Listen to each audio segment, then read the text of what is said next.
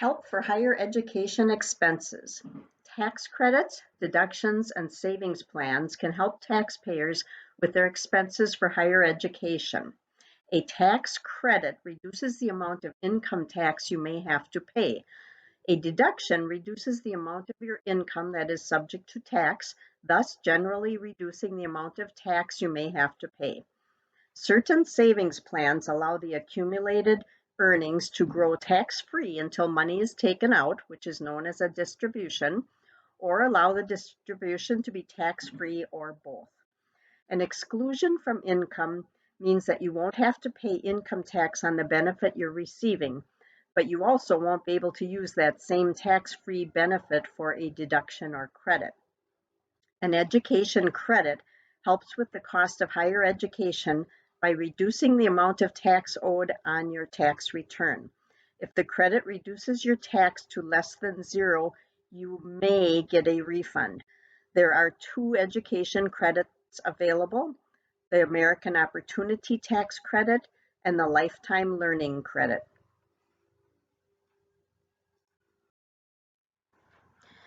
There are additional rules for each credit, but you must meet all three of the following for either credit. You or your dependent or a third party pays qualified education expenses for higher education. Number 2, an eligible student must be enrolled at an eligible educational institution. Number 3, the eligible student is yourself, your spouse, or a dependent you list on your tax return. If you're eligible to claim the Lifetime Learning Credit and are also eligible to claim the American Opportunity Credit for the same student in the same year, you can choose to claim either credit but not both. Education deduction. The tuition and fees deduction expired in 2017 and then extended to December 31st of 2020. Eligible taxpayers may claim the tuition and fees deduction for tax years 2019 and 2020, and they may also claim the deduction retroactively for tax year 2018.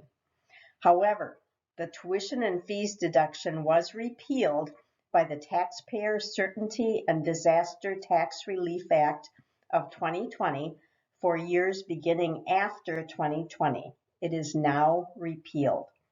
If taxpayers claim the tuition and fees adjustment to income, they cannot claim an education credit for the same student in the same tax year. The education credits include the American Opportunity and Lifetime Learning Credits. Qualified student loans. This is a loan you took out solely to pay qualified education expenses that were for you, your spouse, or a person who was your dependent when you took out the loan, paid or incurred within a reasonable period of time before or after you took out the loan, for education provided during an academic period for an eligible student. Loans from the following sources are not qualified student loans: a related person or a qualified employer plan. Qualified education expenses. These includes amounts paid for the following items: tuition and fees, books, supplies, and equipment. Savings plans for education. States may establish and maintain programs that allow you to either prepay or contribute to an account for paying a student's qualified education expenses at a post-secondary institution.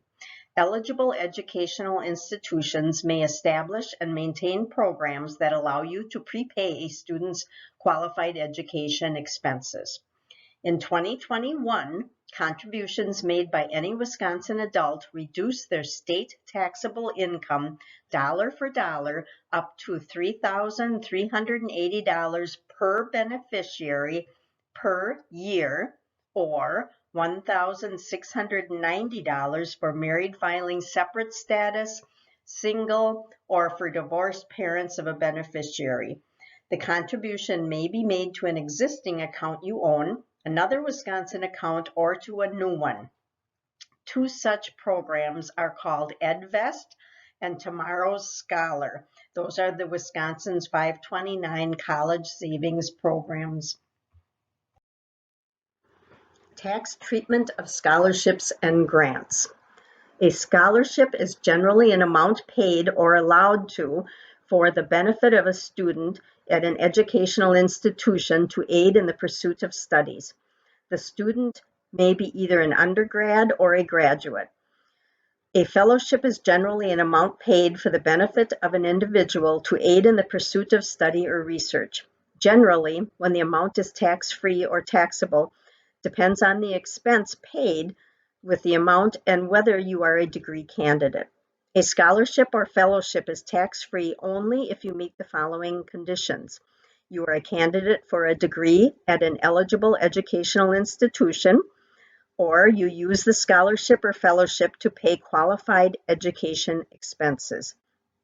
For purpose of tax-free scholarships and fellowships, these expenses are tuition and fees required to enroll at or attend an eligible educational institution, course-related expenses such as fees, books, supplies, and equipment that's required for the courses at the eligible educational institution.